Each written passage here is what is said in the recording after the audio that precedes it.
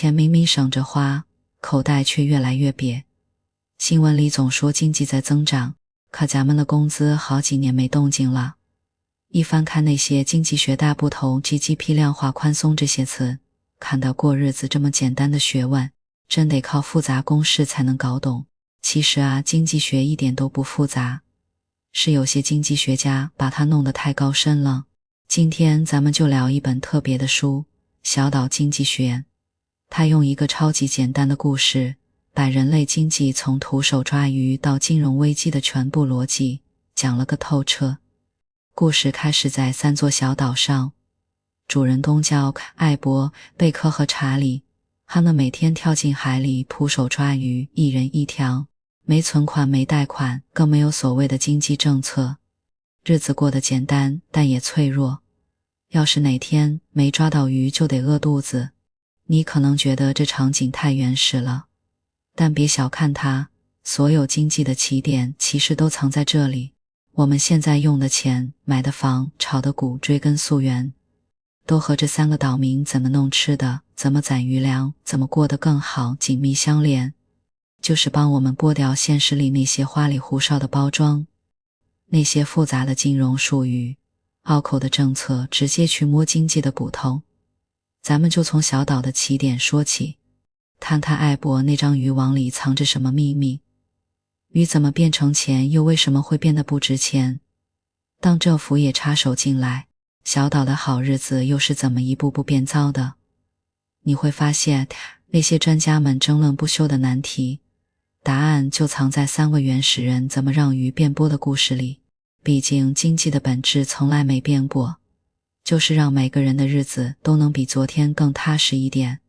如果把经济比作一棵大树，那它的根会是什么呢？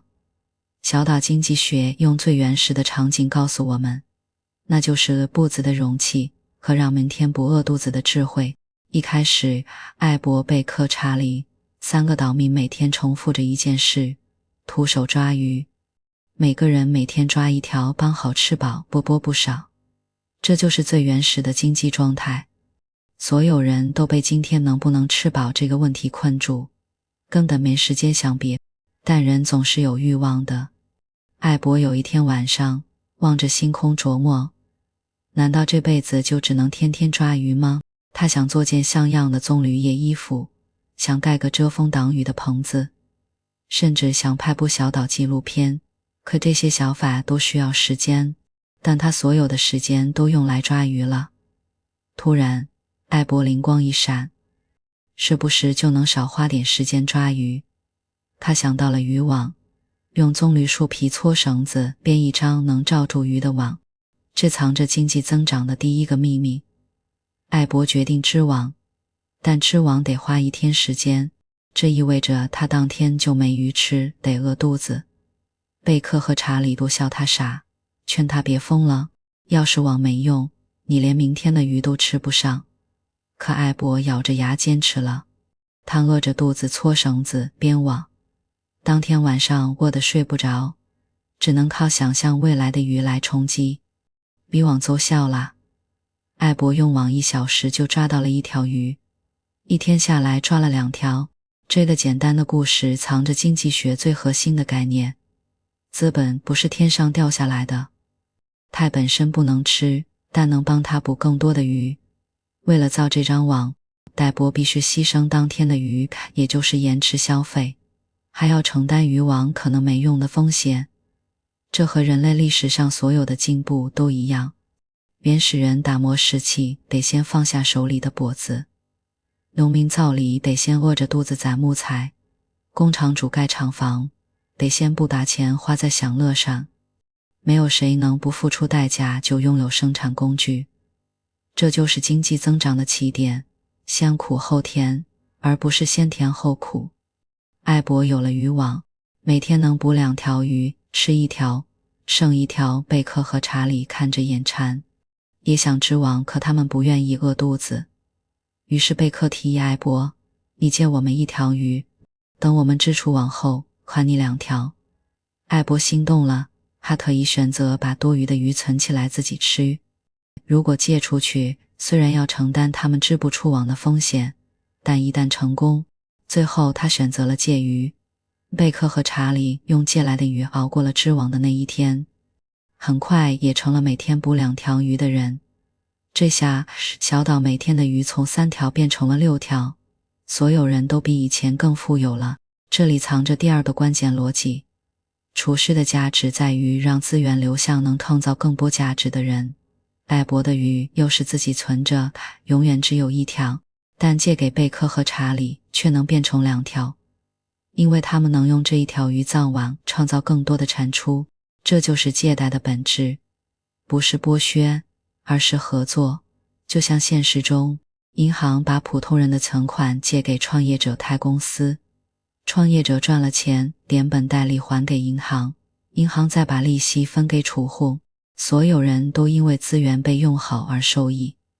但如果艾博把鱼借给贝克去度假，贝克不织网，只吃借来的鱼，贝克吃完鱼既没网也没鱼，艾博的储蓄打了水漂，小岛的鱼也没有增加。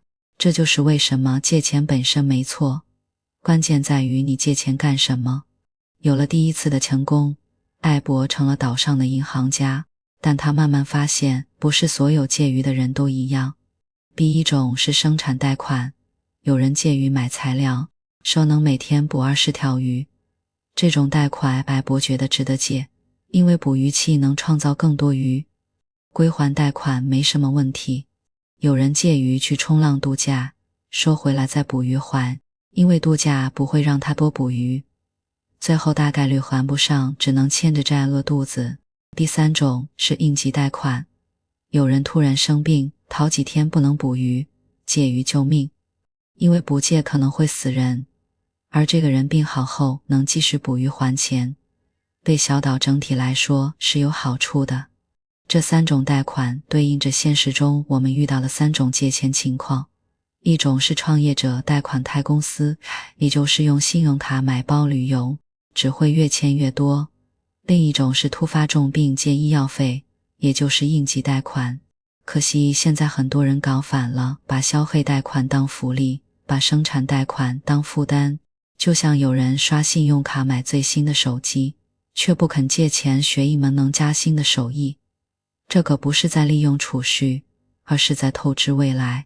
当小岛每天的鱼从3条变成6条，再到后来用巨型捕鱼器每天捕20条，戴博、贝克和查理终于有了多余的鱼，他们不再只想着怎么吃饱，开始琢磨怎么过得更好。于是有人盖棚子，有人做衣服，但新的问题来了，物物交换太麻烦了。想换件衣服的人，想学冲浪的人得提着鱼找教练。大家慢慢发现需要一种所有人都认可的东西作为中间品，比如用鱼当货币。这就把我们引向了经济的下一个阶段。当储蓄和投资让产出变多，货币就会应运而生，既会让交易更方便，也会带来新的麻烦。比如鱼会不会变得不值钱，真鱼变成了钱，经济会如何变得更复杂，又会埋下哪些隐患。甘博和伙伴们终于不用每天为填饱肚子发愁了。有人盖起了结实的棚屋，有人做起了棕榈叶衣服，甚至有人开始教别人冲浪。分工越来越细，交换也越来越频繁。但新的问题来了，比如造独木舟的达菲想用船换件新衣服，可做衣服的人刚好有船，他想要鱼，而有鱼的人又想要冲浪板。3个人得凑到一起才能完成交换，少一个都不行。这种巧合太难碰了，找个所有人都认的东西当中间品最方便。最后大家盯上了鱼，毕竟谁都要吃鱼。1条鱼能换多少衣服，多少木板，大家心里都有数。于是鱼成了小岛的货币。可谁也没想到，这个让交换变简单的发明，日后会引出一堆麻烦。鱼能当货币，不是因为它多特别，就像现实中我们用人民币、美元，不是因为纸张值钱，而是因为大家都认可它能换东西。但货币要稳住，得有个前提，货币数量得和真实财富匹配。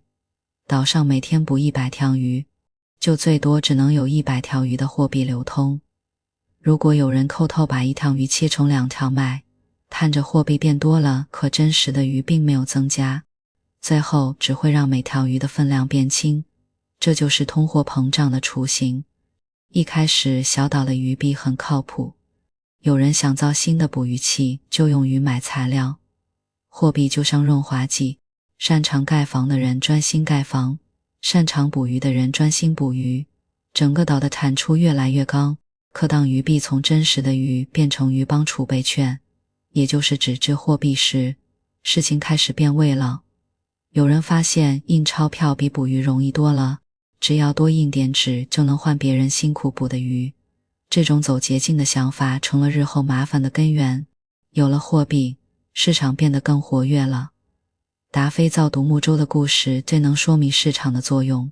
一开始达菲徒手造独木舟得花5天，相当于放弃10条鱼的收入。于是每条独木舟他卖10条鱼。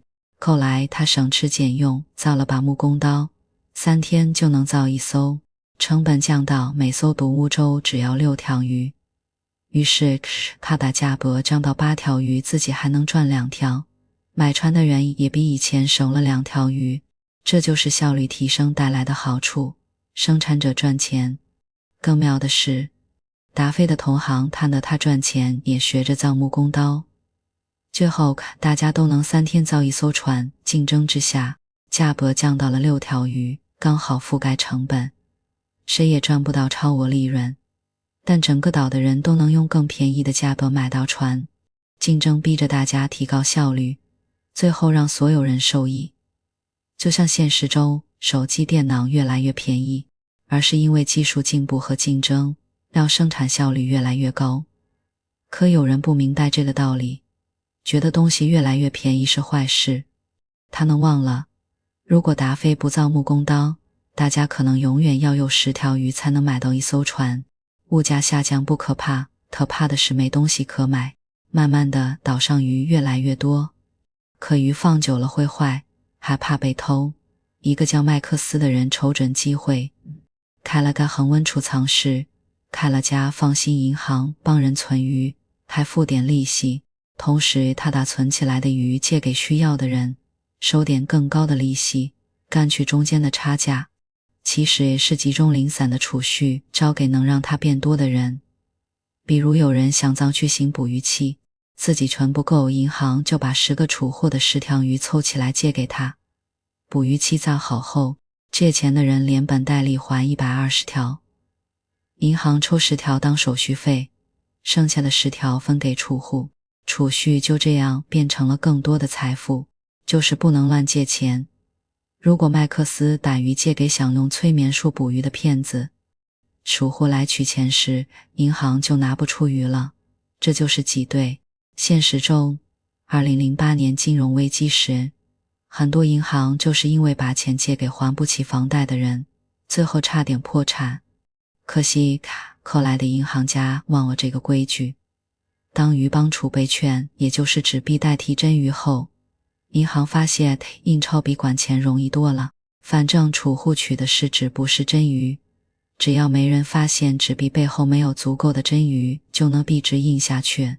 这种偷懒为日后的危机埋下了种子。当鱼从真实的财富变成印出来的纸，当银行从资本的管家变成印钞机，市场的平衡就能换别人的劳动成果。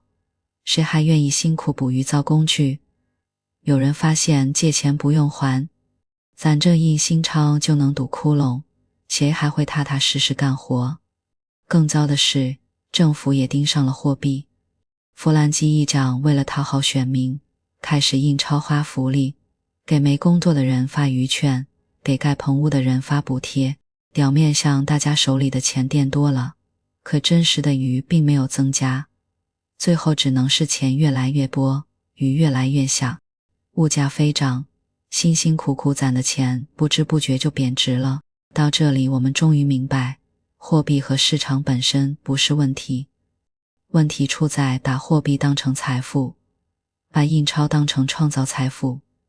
当政府开始觉得印钱能解决一切，当银行忘记储蓄需要被应真实产出。接下来我们会看到，当政府彻底插手货币和市场，用看得见的手强行干预经济，会引发怎样的泡沫和危机。这就是下一部分要讲的，政府来了，经济怎么就病了？小岛的日子越过越红火时，一个新角色登场了，政府。可慢慢的，他的手越伸越长，伸进了鱼缸里，搅乱了原本清澈的水。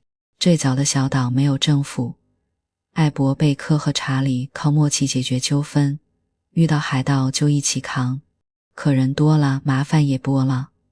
偷鱼的、抢地盘的、外岛入侵的，大家终于坐下来商量，得有个公共机构来管这些事。于是他们选了12的参议员，成立了美索尼亚拨。政府要干的活很明确，也就是国防；二是设法源断官司，也就是司法；三是修灯塔防船撞，也就是公共设施；差价每年交些鱼当税。这些税用在刀刃上，比如灯塔，让船运更安全；台军让渔民能安心捕鱼，整个岛的效率反而更高了。这时候的政府像个服务员，拿了钱干该干的事。可问题出在边界上，哪些才是该管的事？修灯塔是，但是给没鱼吃的人发鱼，算不算盖棚屋却没钱的人借钱？算不算该管的事？一开始参议员们还拎得清，税就那么多，得花在所有人都受益的地方。可后来有人发现管得多能拉选票，这就像有人发现多给孩子糖吃，孩子就更听你的，哪怕糖吃多了会蛀牙。弗兰基·迪普当上议长后，彻底打破了规矩。他发现直接加税会惹民怨，只要印些鱼帮储备券，也就是纸币，说他能换真鱼，就能凭空换别人的劳动成果。一开始储备券背后还有真鱼，因为一时张券，可弗兰基要搞福利，他要给失业的人发券，给盖棚屋的人发补贴，就抠头把一条鱼切成2条，官方鱼券却照应不误。储户来换鱼时，可弗兰基说这是鱼的增值计划，还有科学家说新鱼更健康。政府印的钱比真实财富多，钱就变贱了。就像你手里的100块，原本能买10斤鱼，现在只能买5斤。不是鱼贵了，是钱被偷偷切小了。政府还逼银行配合，原本银行家麦克斯想阻止，说再印券真鱼就烹了，结果被弗兰基赶走，换了个听话的阿里格林芬。格林芬说别怕，储户肯定信我们。说白了就是用政府担保骗大家放心，继续接受缩水的鱼。政府的手没停在印钱上，又伸进了贷款市场。有人抱怨穷人贷不到钱盖棚屋，参议员讨得就搞了彭丽美、彭地美政府担保房贷。银行敢借钱给没储蓄没收入的人，反正出问题有政府兜着。银行乐坏了，以前得挑能还钱的人，现在随便借，赚了是利息，亏了政府补。结果想盖棚屋的人都去借钱，棚屋需求暴涨，价格疯涨，大家觉得买棚屋稳赚，哪怕没能力还别敢借，反正政府担保，银行不敢逼太狠。这就是市场信号被扭曲，正常情况下没人愿意借钱给没能力还的人，这是市场在排雷。可政府一插手，雷被捂住了，就像现实中美国的房地美担保次贷，最后炸出2008年金融危机，和小岛的棚屋泡沫如出一辙。有人说修自来水厂能让大家过得更好，这主意不错，可前提是花的鱼比赚的少。比如雇人天天擦石头，花100条鱼却只赚50条，那就是浪费。这些鱼本可以用来造捕鱼器，创造更多财富，可参议员们不管这些，他们觉得只要花钱就是在搞经济，至少有人拿到鱼了。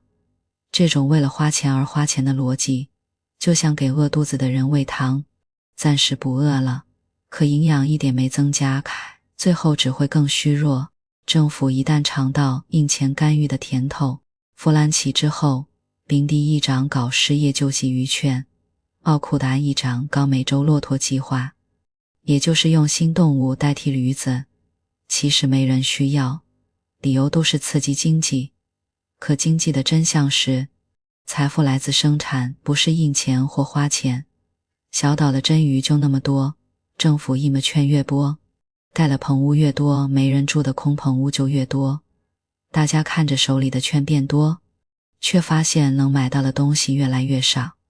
这就是虚假繁荣，表面热闹，鼻子早烹了。更可怕的是，政府会自我合理化。阿里格林芬说，通货膨胀是好事，能让人多消费，是进步，证明大家更高效了。就像现实中经济学家说，适度通胀有利于增长，这么又复杂的术语包装错误，让普通人信以为真。当政府从守规矩的服务员变成说了算的主导者，鱼缸里的水就彻底混了。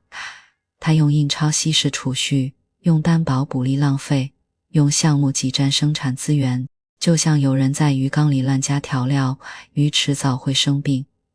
接下来我们会看到这些被捂住的雷，迟早会炸，坑污供过于求，贷款收不回来，印的券却没人认。当虚假繁荣撑不下去时，小岛会迎来一场大危机。这就是下一部分要讲的，荒漠破裂时，谁也逃不掉。小岛的棚屋热达到顶峰时，没人相信繁荣会结束。街头巷尾都在谈论买棚屋就能暴富，银行家们忙着把棚屋贷款打包成各种花哨的基金，连最穷的岛民都在借钱买第二套度假棚屋。可就像潮水总有退去的一天，这场靠印钱和借贷堆起来的繁荣，终究要露出底下的礁石。泡沫的破裂往往从一个小信号开始。岛上最奢华的火山全景单元房项目号称能看火山又能看海，开发商付不起工程贷款，担保人曼尼他是岛上最大的投资大亨，却第一个扛不住，他手里的棚屋贷款基金全成了坏账。恐慌像病毒一样蔓延，以前大家觉得棚屋价格只会涨，哪怕借钱也要买，现在所有人都想赶紧卖掉止损。他卖的人多了，买的人没了，棚屋价格从一天涨10条鱼变成一天跌20条鱼。有人早上以100条鱼买的棚屋，下午就只值50条了。更糟的是那些零首付买房的人，他们本来就没储蓄，买棚屋全靠贷款，现在棚屋不值钱了，干脆断供，把烂摊子扔给银行，银行收回来一堆没人要的棚屋，想卖也卖不掉，手里的贷款屏障成了废纸。负责担保房贷的彭丽美、彭碧美也跟着破产，整个金融系统像多米诺骨牌一样倒掉。这场崩溃不仅限于棚屋市场，造棚屋的工人、卖装修材料的店主，甚至给棚屋装玻璃窗的工匠，连驴车公司都遭殃。以前大家买得起5驴拉的豪华车，现在只能走路，驴车堆在仓库里生锈。岛上失业率飙升，街头全是讨说法的人。面对危机，参议员们的第一反应是加药量。巴斯议长推出紧急援助计划，给破产企业注资，给曼尼的基金兜底，还印了一堆鱼帮储备券，发给失业者，说大家花钱就能救经济。可这些措施全是头痛医头，这企业注资相当于用纳税人的鱼去填坏账窟窿。给失业者发券虽然暂时让他们能买鱼，却没创造新的鱼。券印的越多，每条券能换的鱼就越少。奥库达议长上台后变本加厉，卡岛驴车换鲤鱼计划，也就是补贴换新车，修贝因沼泽灯塔，明明那里是没人去的地方，甚至给冲浪学校发钱刺激消费。这些项目看似创造了工作岗位，可全是为了花钱而花钱。灯塔没人用，新车卖出去却没人开得起，因为油价涨得比车价快，冲浪学校的学生毕业后照样找不到工作。最荒唐的是定量鱼券，也就是我们常说的量化宽松。本伯南克就为鱼帮储备银行行长说，买光市面上的棚屋贷款，价格就会涨回来。于是一船的券运到华富街这个岛上的金融中心，棚屋市场也暂时稳住了。可大家忘了，这些券背后没有真鱼，涨的只是数字，不是真实财富。小岛的繁荣一直靠中岛帝国输血，中岛帝国的人辛苦捕鱼造东西，再把券存回小岛银行，让小岛能继续借钱消费。可他们慢慢发现，这些券越来越不值钱，存得越多，亏得越多。一个农民对中岛帝国国王说，我们为啥要把鱼送给他们，换一堆纸？我们自己造碗自己用不好吗？国王醒了，他下令以后只收真鱼，不收鱼帮券。这一下小岛的钱袋子断了。中岛帝国是鱼帮券最大的买家，他能不买了？券的价格暴跌，以前一条鱼能换10张券，现在100张券才能换一条鱼。岛上的进口货，比如中岛帝国的小推车、荒芜岛的防晒油，商店货架一天天砰下去。参议员们慌了，看着强鱼政策，可光喊没用，他们只能印更多券，想用数量堆出价值。结果券越来越多，鱼越来越小。有人早上领100条鱼券的工资，中午就贬值到只能买半个椰子，这就是恶性通货膨胀，钱成了废纸。大家宁愿用鱼直接换东西，回到了物物交换的时代。危机的根源其实早就藏在假繁荣里。大家把棚屋涨价当成财富，却忘了棚屋不能吃不能穿，只有人愿意用真鱼换它。政府把印钱当成增长，却忘了钱只是工具。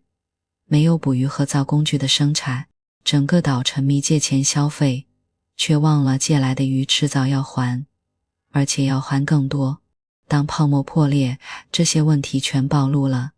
储蓄没了，大家的鱼要么换成了跌价的棚屋，要么被通胀稀释成了废纸。生产废了，没人愿意捕鱼造工具，因为印券比干活容易。信任没了，大家不信鱼券，不信政府，甚至不信努力能致富。用真鱼买下小岛的自来水厂、灯塔，甚至巨型捕鱼器。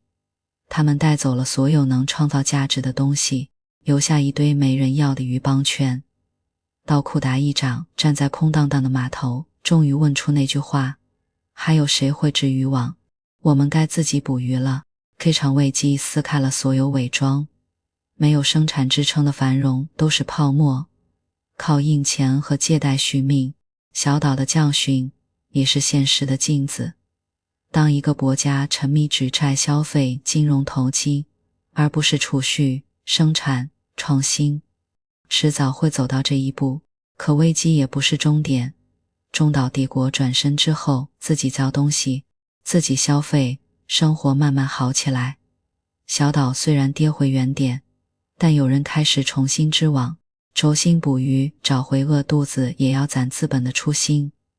这就引出了最后的问题，我们能从这场小岛危机里学到什么？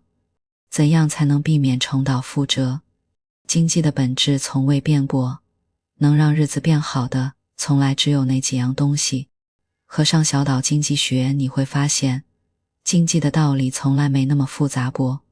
过好这一生的逻辑，其实和戴博之网、贝壳造船、查理冲浪的故事没什么不同。说到底就是要抓住几个朴素的小岛逻辑，避开那些让生活变糟的陷阱。首先学艾博那样饿肚子织网，储蓄是底气，眼前满足是智慧。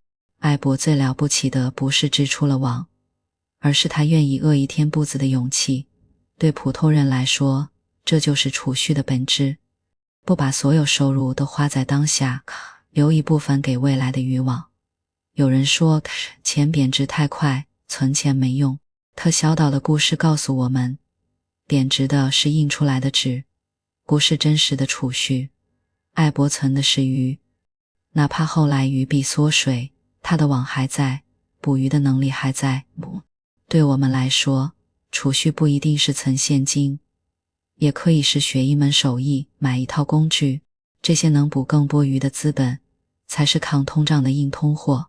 延迟满足不是苦行僧式的折磨，年轻时省点钱买电脑学设计，总比刷信用卡买借新手机强。30岁攒钱付首付买自住房，也比借钱买奢侈品靠谱。毕竟能让日子越来越稳的，从来不是当下的爽，而是未来的底气。第二，分清知网的债和度假的债，别让债务变成枷锁。贝克和查理介于知网，那是生产性债务，最后赚了更多余。可要是介于去度假，就是消费性债务，只会越欠越穷。这对普通人来说，是最该懂的债务哲学。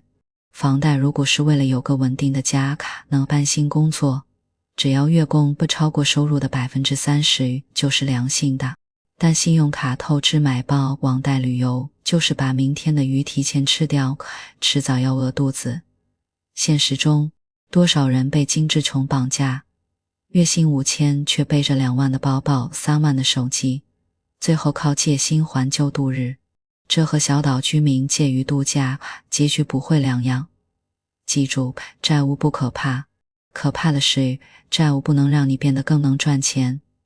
就像有人借钱报班学编程，毕业后薪资翻倍，债务很快还清；有人借钱买豪车撑场面，油钱倒养费压垮生活。这就是好债和坏债的区别。第三，看透鱼币缩水的真相，别被虚假繁荣迷惑。小岛后期鱼币越来越小，可参议员们却说这是经济增长，有人说这是发展必然。但你要明白，钱变毛不是因为东西贵了。普通人对抗这种缩水的办法，不是跟风买别人说会涨的东西。比如当年的棚屋，就像达菲靠木工刀，你就是核心技能，在竞争中总能赚钱。你也该打磨自己的不可替代性。医生靠医术，厨师靠手艺，程序员靠技术。这些能直接捕到鱼的能力，永远比跟着市场炒泡沫靠谱。别轻信不劳而获的神话，小岛的棚屋泡沫告诉买了就涨的好事不会长久。当所有人都觉得躺着能赚钱就是危机来临的前兆，对普通人来说，踏实干活提升能力比追风口炒概念稳得多。毕竟潮水退去时，只有会游泳的人能活下来。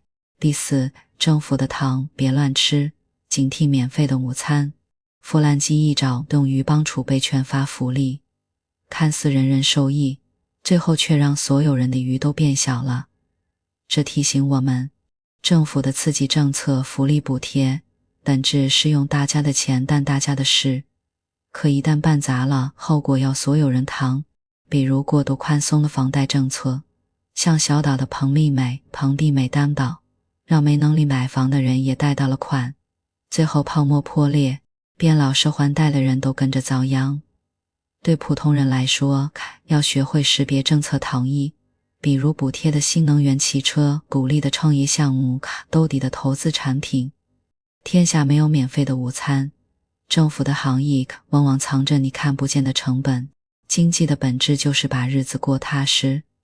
小岛从徒手捕鱼到泡沫破裂，绕了一大圈才明白，能让大家过得好的，从来不是印出来的钱，而是多捕鱼少浪费，好好攒钱，踏实干活。别总想着走捷径，先学会织网，别被虚假繁荣晃了眼。守住真实的生产力，别让债务捆住手脚。毕竟经济学的终点不是复杂的公式，而是每个普通人都能懂的道理。你今天愿意为明天多吃点苦，明天就会比今天过得更稳一点。这就是小岛逻辑最朴素的智慧。